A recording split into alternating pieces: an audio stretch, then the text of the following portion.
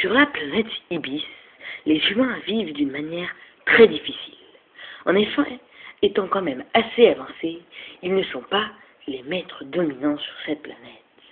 Il y a des monstres bien plus grands qu'eux, et nous allons vous montrer la chaîne alimentaire de la planète Ibis.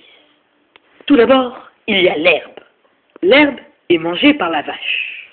Puis l'homme mange la vache.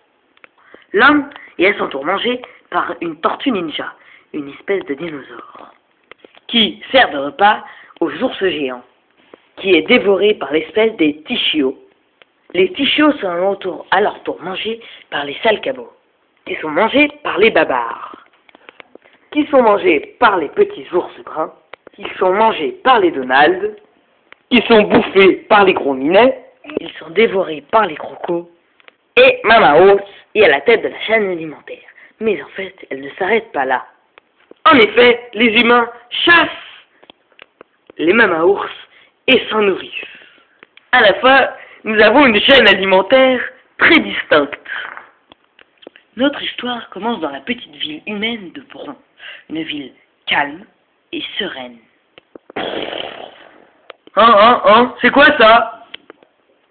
Mama Ours a faim!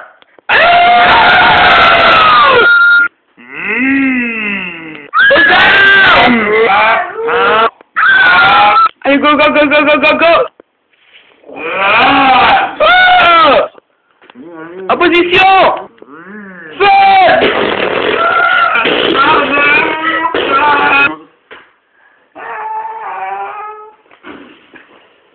Fuyez! Il est mort. Quelques minutes après, poussez! Rien n'a presque fini. Espèce d'enfoiré, elle a tué Kenny! Oh là là, je crois bien qu'il est mort. Je vais vous montrer les habitants de Bron. Voilà Magic Solo 4, la personne la plus vieille de la ville. Elle pratique même un peu de magie. Voilà Old Joe. C'est aussi une vieille personne, mais elle est juste bonne à préparer les champs. Voilà Warrior 1, le plus fort guerrier de la tribu. Voilà Randy, scientifique de la tribu. Il a même perdu une main au cours de ses expériences. Voilà Danine, le chef de la tribu, avec son chapeau royal. Voilà Alan, c'est moi, le héros de cette histoire. Et voilà la magnifique Natasha 00, sa femme. Et voilà Striker Cobra, le cuistot. Donc, je disais, notre histoire commence dans la petite ville paisible de Bron, où aujourd'hui ont lieu les élections tribales. En effet, chaque année, chaque tribu fait des élections pour savoir qui sera le nouveau grand chef et pour apporter le grand chapeau royal. Dans les droits qui me sont conférés, étant le grand sage de la tribu, je déclare les élections tribales ouvertes. Oui, gros sage, toi ta gueule, sinon ça enlève des listes électorales, hein. Mais bien que démocratiques, les élections sont souvent similaires. Alors, qui veut être candidat? Ceux qui veulent être candidats, lèvent les mains! Oui, bon, je vois que, comme chaque année, tout le monde se présente. Bon, passons tout de suite aux élections, si vous le voulez bien. Striker Cobra, pour qui votes-tu? Striker Cobra. Afghanbois, pour qui votes-tu? Afghanbois. Randy, pour qui votes-tu? Randy. Danine, pour qui votes-tu? Danine. Alan, c'est moi, pour qui votes-tu? Alan, c'est moi. Natasha, pour qui votes-tu? Natasha.